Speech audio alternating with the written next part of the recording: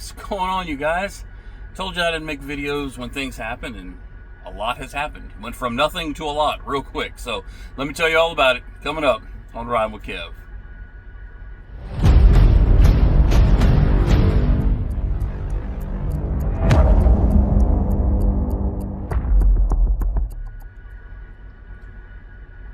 What is up? It is finally time for another one. To the usual suspects, welcome back. New subscribers, welcome in.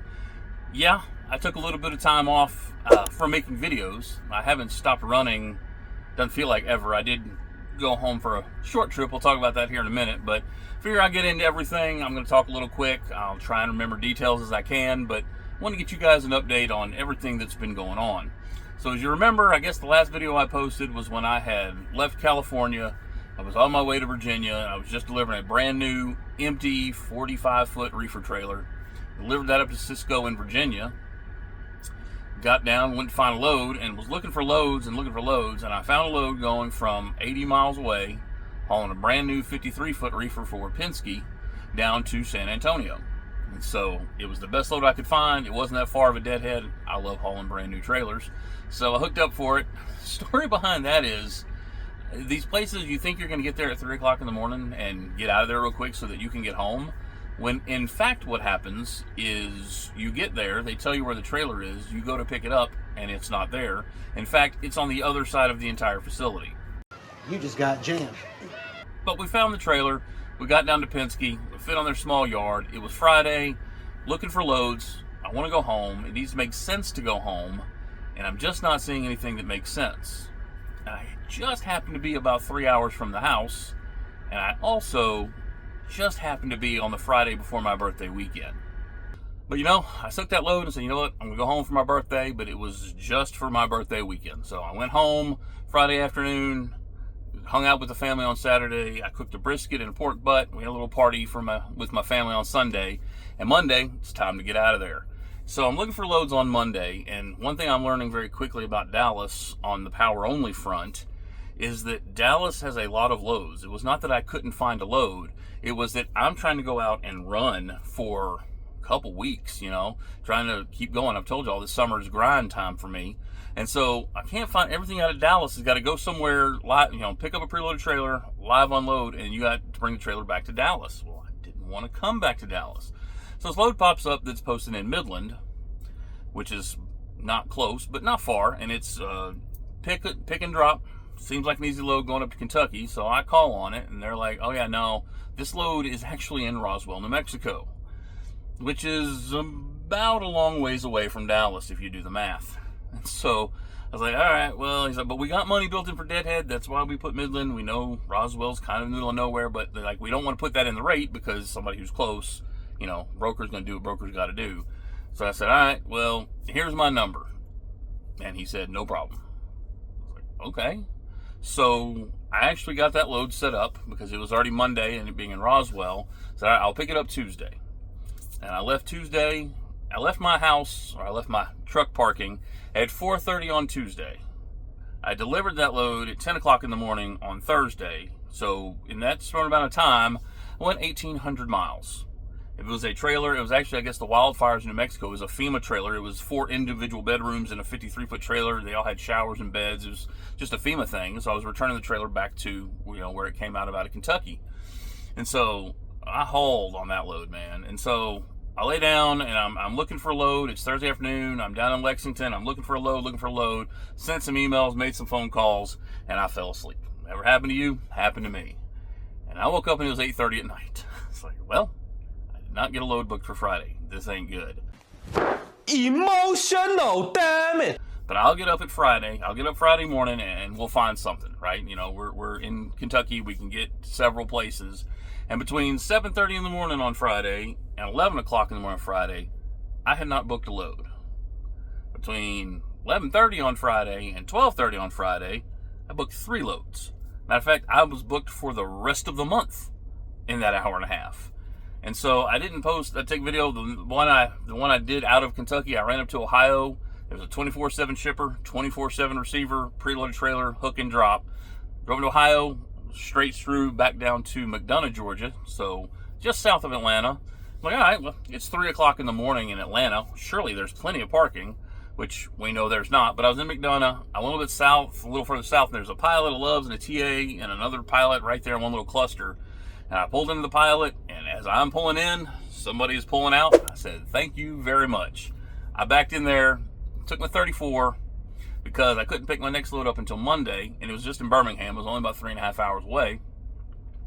And so I went over to Birmingham, and I picked up my load of stacked trailers. I've been eyeing these since I've been power only. That's the reason, even as power only, that I carry the straps on the truck, because they typically pay pretty good. And this was going from Birmingham up to Spokane, Washington. And so I get there, I get hooked up. I'll throw a quick video. I didn't do a very good job with video, but this is what the load looked like. There you have it. Deck trailers, all delivered. I walrused my ass up there. Done. And so, I got that load anyway. Got strapped down, booked it. Everything is going fantastic on this trip. It is a little awkward because, if you can see, I kept the rear tandems all the way to the back because the top trailer had tandem in the back, and just for stability of the load, I wanted to keep that. But I did my load checks, didn't have to mess with straps, nothing like that. Life was great. But I'm rolling across and everything's fine, and then I get to Montana, and because it's out west, all the rest stops, all the way stations are open, right? And so I'm like, okay, back up, sorry, quick point, because it matters. On my way to Montana, I'm trying to make it to Billings, Montana. There is a town pump, which is a Pilot. It's got a big parking lot, and like I said, with those tandems all the way back, turning wasn't the most fun thing I could do. So I was like, that's where I'm going to go. And I'm going, and it's summer, and if you've been summer out west, that's when they do their road construction, because it's hard to do it when everything's covered in snow. So it was just constant lane closures, constant construction, constant slowing speed down. And so I was like, son of a gun. But so I'm watching my minutes, and now my clock is not adding up to me getting there. I'm like, well, you know what I'm going to do? I can add a construction. You get 2 hours for unexpected construction and weather.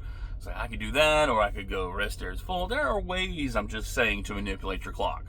But as we go in there, I was like, I'm probably not going to make it. I'll just go to this rest area. And I'm getting closer to the rest area. I'm going, I really don't want to sleep in another rest area. I'll get food on the truck, but I've done that a lot on these runs.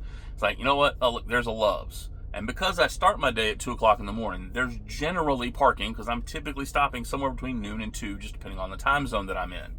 So I pull into Love's. Of course, I get easy parking. No stress. Get up the next morning, I'm driving. Start noticing all the weigh stations are open. Again, they have weigh-in motion. I'm not overweight. I'm good on hours. I'm good. And I get to the one in western Montana. Don't remember what city.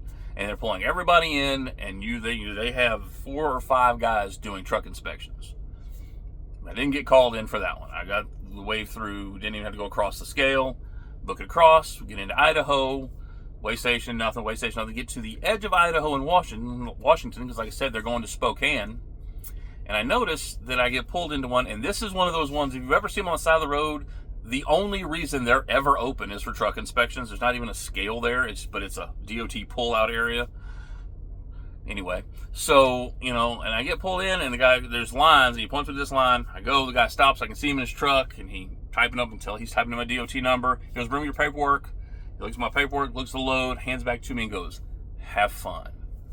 Yes, we got it. All right, we are in Idaho. We're just going inside Washington. Let's roll.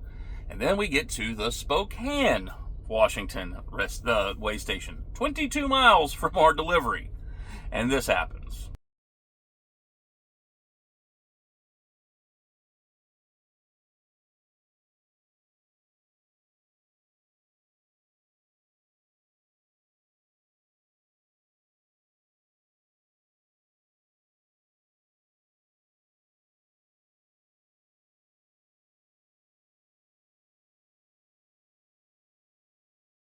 And so it just said, bring in your paperwork. I'm like, I'm bringing my paperwork. I've already shown everyone my paperwork. I'm not showing my paperwork. And as I'm getting out of the truck, I hear it behind me, whoop, whoop. Turn around. There he is. Oh, fudge. Only I didn't say fudge. I said the word. The big one. The queen mother of dirty words. The F-dash word. And so I'm like, well, I guess we're going to get it. We are getting our first DOT inspection under our own authority. this will determine the future of our business. And he gets out, and we do the level 2, and the turn signals work. And again, I told him, he said, "You look nervous." And I was like, "Look," I said, "I'm my own authority. This is my first DOT inspection, and I try and do everything the right way. But I know you got one job. That's to find me not." And so it's like when you get pulled over by the cops and they ask you been drinking, and you know you haven't been drinking, you're still going, "Have I been drinking? I haven't had a drink." You start timing out. This is a big deal for me. And you know what? He goes, "It won't be no problem." And so he goes over, we do everything. He hands me, I don't have my piece of paper. I have my clean DOT inspection. My company now has a safer score. Matter of fact, I'm going to give myself a bonus on my next paycheck for a clean inspection. But I was like, good gosh, this trip is taking forever. But I got over, finally he let me go. I got in, I got those triple trailers delivered, and I already have my next load booked. And so I pull into the pilot there in Spokane, take a nap, get up the next morning, drive from Spokane to Boise. Now, I don't have, and I've talked about this before, my Oregon permit, because they want like a $2,000 deposit, and I'm not doing that. So I got to get from Spokane to Boise without going through Oregon, which is the way everything wants you to go. So I got to take the wonderful U.S. Highway, 95. And I will tell you that is a beautiful drive. I am very glad that I was bobtail, because I would not want to do that with a load. And like on my watch, I closed out my workout band just from constantly turning in the wig. Crooking the politician's back. So it was a heck of a drive. It was absolutely beautiful through Hell's Canyon and the Salmon River and all that. I loved the drive. I would never do it loaded. I probably wouldn't do it with a trailer. But I got to Boise, and I picked up this trailer. There you have it. Love hauling brand new stuff. This is called all the lights. I don't look like a Christmas tree driving down the road. I should not be driving this trailer without an 18 speed in a hood, but they let me. So it's called a walking floor trailer because the floor literally moves and conveyor dumps what it's got. So they leave that open. So there you have it. On to the next one, which is a brand new walking floor hauler trailer that I'm taking to Pennsylvania. So we are finally in the area of things are starting to roll together, which is what I have needed because of all the choppiness I've had in my schedule. But I said in the title, and use this jack of all trades, master of none, is because these last 4 loads have all been with 4 different brokers, hauling 4 different trailer types, with some needing securement, some just being dry van, some needing load checks. And good thing I have a lot of experience. All that job hopping I did paid off, because everything that I did I have done before. And backing a split axle and turning with the tandem rear, and how a reefer trailer hauls and a dry van hauls, and stacked trailers and grain trailers, and it's doing the type of power only that I do. You really got to have to know the rules, because most people don't know flatbeds are supposed to stop every 150 miles or 3 hours. And when he pulled my logbook and did my inspection, those were on there. I wasn't worried about that kind of stuff. But you definitely got to have your stuff together as far as all the different ins and outs of the different types of trailer, because pulling them, turning, backing, it can be fun and interesting. But we are on our way to Pennsylvania. We still probably have another 10 days out here, so hopefully we'll get another video. The reason I have not posted the 1 year is because I want to get through July so I can actually compare 1 year versus what it's been like, and just more information. I like to give information, but figured I owed you guys an update. We are, man, I want to go home, but we're on a roll, and it gets life of an owner-operator, right? Or motor carrier, whatever the hell you want to call me. So that's it. We are in. It is time to go. We're on a 34 because we need to get hours, and we do our hours right because we keep having these long days. So we finish this 34, get on the road Sunday morning. So see y'all out there. God bless. Let's get rolling.